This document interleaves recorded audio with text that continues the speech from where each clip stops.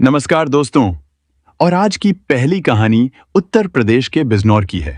ये बात 2021 की है। 21 जुलाई की सुबह करीब 6 बजे का वक्त था। खेतों में काम करने वाले मजदूर रोज की तरह काम पर जा रहे थे।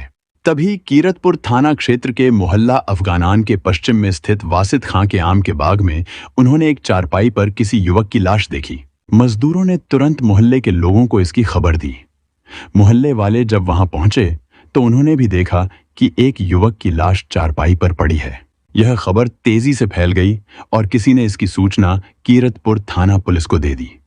थाना इंस्पेक्टर सतेंद्र कुमार अपनी टीम के साथ तुरंत घटनास्थल पर पहुंचे।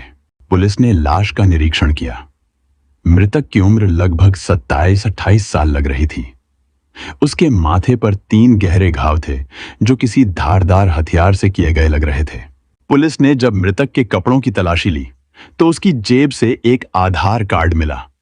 आधार कार्ड की मदद से पता चला कि यह लाश शमीम के बेटे शारिक की है।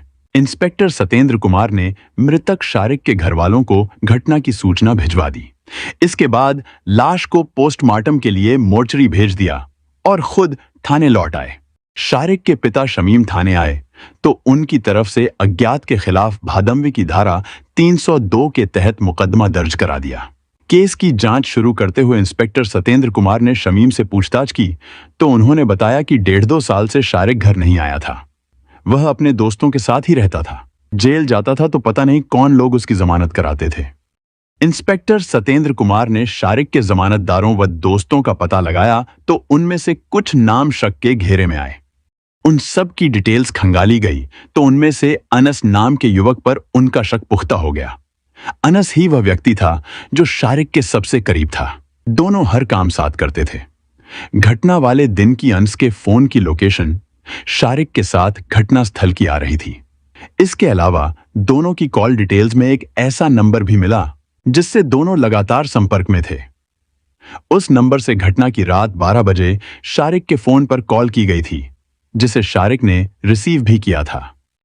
जांच में पता चला कि यह नंबर मुस्कान का था। जैसे जैसे सबूत सामने आए यह स्पष्ट हो गया कि शारिक की हत्या में मुस्कान और अनस का हाथ है। इंस्पेक्टर सतेंद्र कुमार ने दोनों की गिरफ्तारी के लिए कार्रवाई तेज कर दी, लेकिन दोनों ही घर से गायब थे।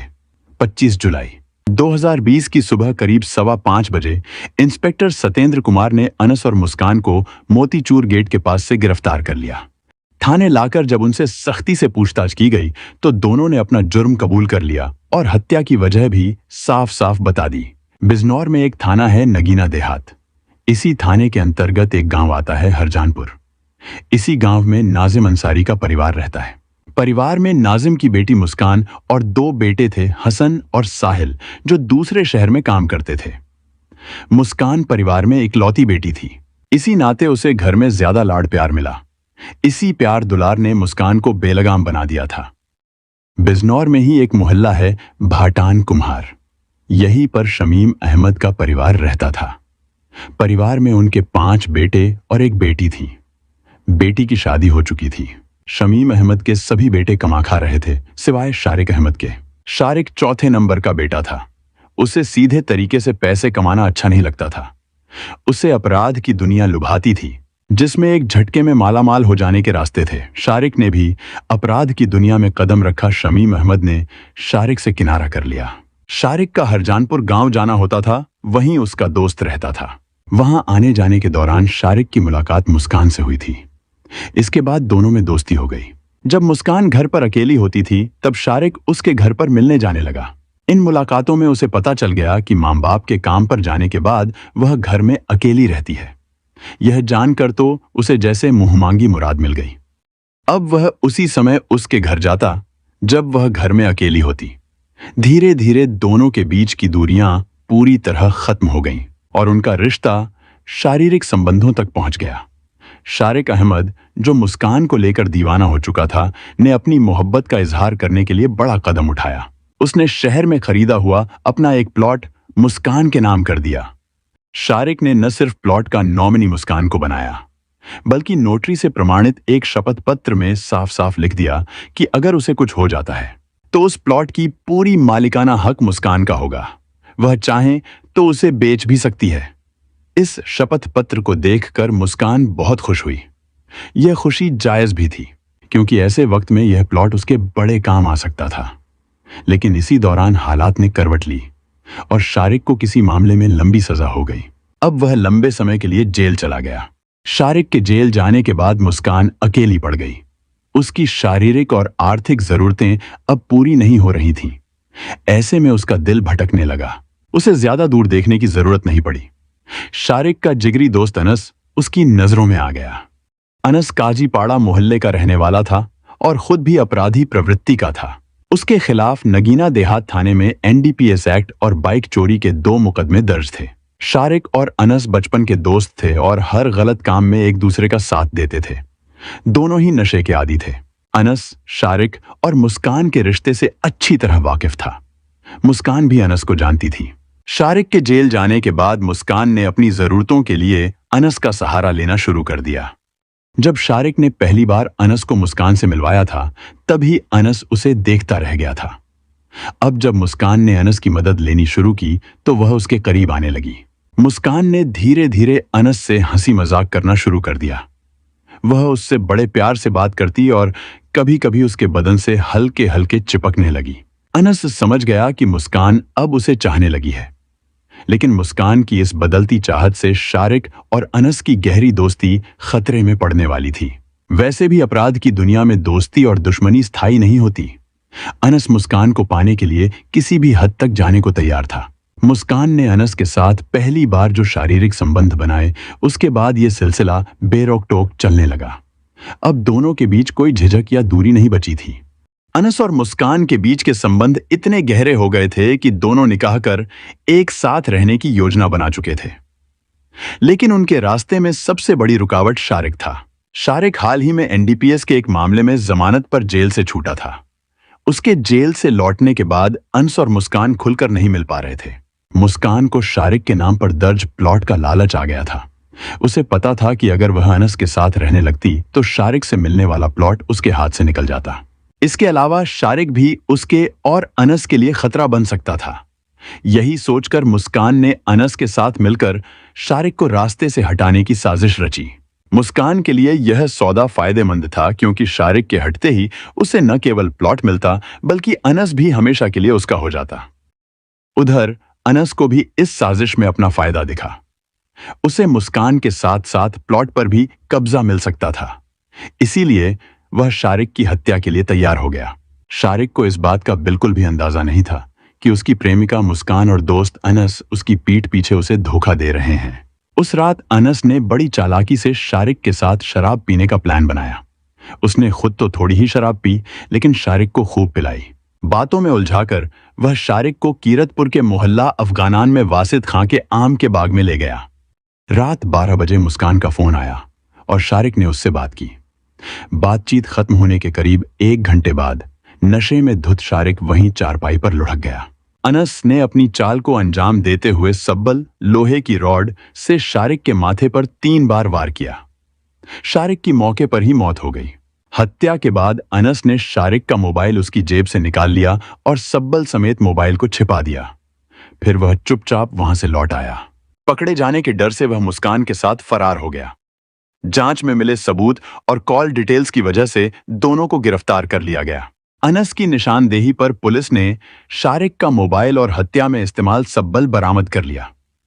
इसके अलावा मुस्कान और अनस का मोबाइल, मुस्कान का आधार कार्ड, शारिक का आधार कार्ड और वह शपथ पत्र भी बरामद किया गया जिसमें प्लॉट मुस्कान के नाम लिखा गया था।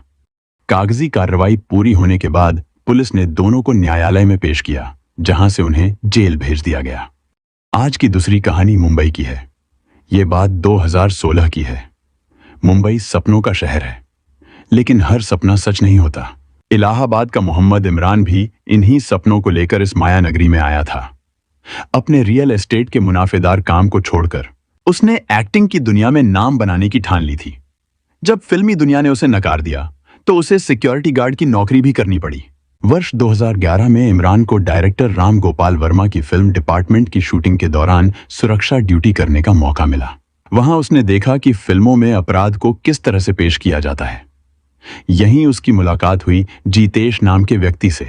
जो बाहर से साधारण लेकिन अंदर से कुछ और ही था। जीतेश से मिलकर इमरान ने अपराध का ठेका लेने वाला एक गिरोह बना लिया। लोगों का अपहरण कर फिरौती वसूल करने को अपना धंधा बना लिया। राजस्थान, दिल्ली और लखनऊ उसके निशाने पर थे।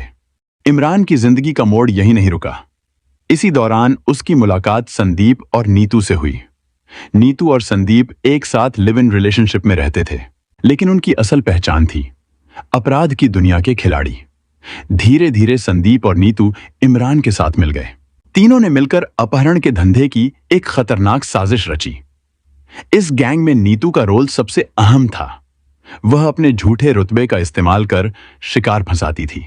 जब कोई जाल में फंसता तो इमरान और संदीप उसे अगवा कर लेते।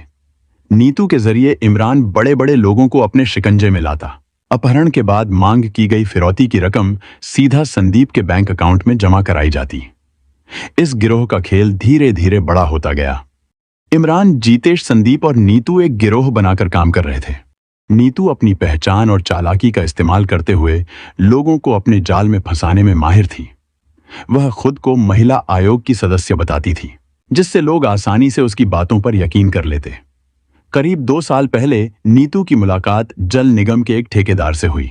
यह ठेकेदार मूल रूप से रामपुर का रहने वाला था और अपनी पत्नी के साथ विवादों में घिरा हुआ था। नीतू ने तुरंत मौके का फायदा उठाया और महिला आयोग की सदस्य बनकर ठेकेदार की पत्नी की काउंसलिंग करने का नाटक शुरू कर दिया।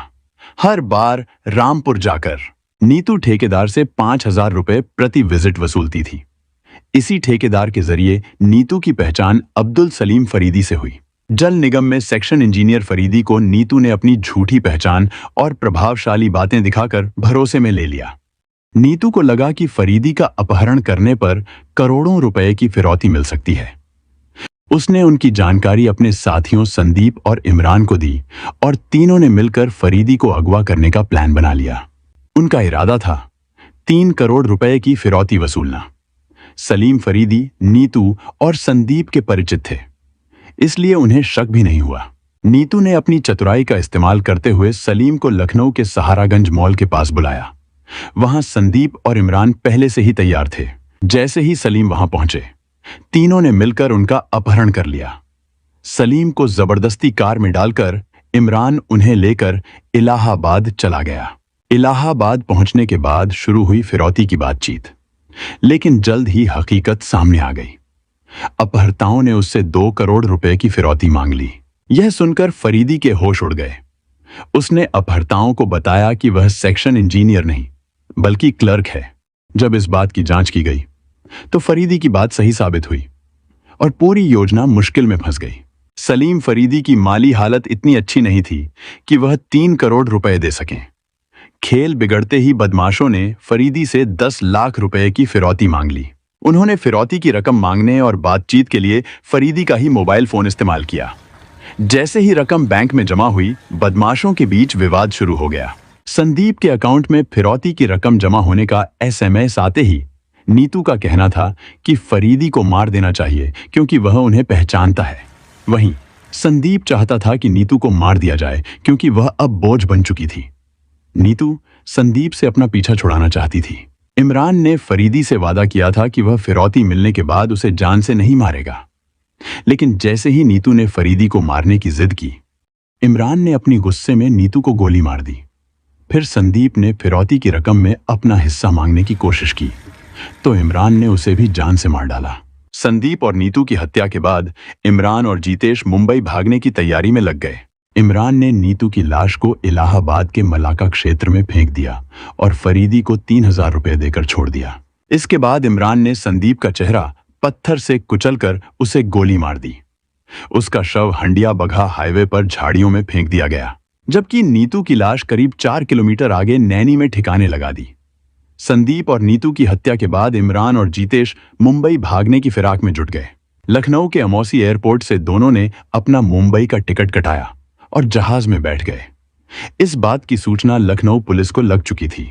तब तक जहाज रनवे से उड़ान भरने की तैयारी में स्पीड पकड़ चुका था। इसी बीच विमान की इमरजेंसी लैंडिंग का संकेत मिला। विमान रनवे पर रुका तो पुलिस ने विमान को घेर लिया। विमान के अंदर से पुलिस ने इमरान और जीतेश को पकड़ लिया। लखनऊ पुलिस ने 24 घंटे के अंदर इलाहाबाद में हुए डबल मर्डर के सनसनीखेज कांड को उजागर कर दिया। पूछताछ में एक कहानी सामने आई। वो कहानी यूं थी। मुंबई में पहुंचने के बाद इमरान और उसके साथियों ने तय कर लिया था कि फरीदी की फिरौती वसूलने के बाद उसे मार दिया जाएगा। लेकिन जब वे लखनऊ पहुंचे तो उनके इरादे बदल गए। दरअसल संदीप की वजह से 4-5 वारदातों में नुकसान हुआ था और इमरान नाराज था। उसने जीतेश को अपने साथ लिया और संदीप को ठिकाने लगाने की साजिश रची। संदीप और इमरान के बीच एक नई समस्या उभरी। संदीप ने इमरान से अपनी प्रेमिका नीतू को मारने की बातचीत की। दरअसल नीतू संदीप से शादी करना चाहती थी, लेकिन संदीप पहले से शादीशुदा था। नीतू लगातार उस पर शादी का दबाव बना रही थी और संदीप पारिवारिक कारणों से उससे पीछा छुड़ाना चाहता था। इसी बीच नीतू का इरादा था कि फिरौती की रकम मिलने के बाद फरीदी का काम तमाम कर दिया जाएगा। वे सभी इलाहाबाद के मलाका क्षेत्र में थे, जहां फरीदी की हत्या करने का प्लान था। इमरान ने फरीदी पर पिस्टल तानी तो फरीदी का पसीना छूट गया और उसने डर के मारे आंखें बंद कर लीं। उसी पल इमरान ने पिस्टल नीतू की तरफ घुमा दी और उसे गोली मार दी। जैसे ही फरीदी ने आंखें खोली, उसने नीतू को तड़पते हुए देखा। नीतू को मारने के बाद संदीप ने नीतू के हिस्से का पैसा भी मांगना शुरू कर दिया। दोनों की गलत जानकारी के कारण ही फरीदी को अगवा किया गया था। पहले भी संदीप और नीतू के गलत फैसलों के चलते इमरान को नुकसान हो चुका था। अब फिरौती में हिस्सा मांगने के कारण इमरान ने संदीप को भी मार डालने का फैसला किया। इमरान और जीतेश ने अपने अपराधों को बड़े ही शातिर तरीके से अंजाम दिया, लेकिन उनकी साजिश अंततः उनके लिए महंगी साबित हुई। जब लखनऊ पुलिस और एसटीएफ ने दोनों को गिरफ्तार किया तो उनके खिलाफ सबूत जुटाए गए और अदालत में पेश किया गया। इमरान और जीतेश को हत्या, अपहरण और फिरौती वसूलने के आरोपों में सजा दी गई। कोर्ट ने उन्हें जिंदगी भर की सजा सुनाई, साथ ही जुर्माना भी लगाया गया। उनकी सजा ने यह साफ कर दिया कि अपराध चाहे जितने भी शातिर तरीके से किए जाएं, अंततः कानून का हाथ हमेशा उनका पीछा करता है। हमारा उद्देश्य यह है कि लोग इन घटनाओं से सीखें और गलत रास्तों पर चलने से बचें। यह कहानी एक अहम चेतावनी है जो हमें बताती है कि जीवन में सही फैसले लेना कितना जरूरी है। हमें मिलकर एक बेहतर समाज बनाने की कोशिश करनी चाहिए, जहां प्यार और ईमानदारी की अहमियत हो। ऐसी सच्ची घटनाओं और उनसे मिले संदेशों के साथ मैं फिर लौट कर आऊंगा। तब तक के लिए सुरक्षित रहें, सतर्क रहें और याद रखें कि हर कदम सोच समझकर उठाएं।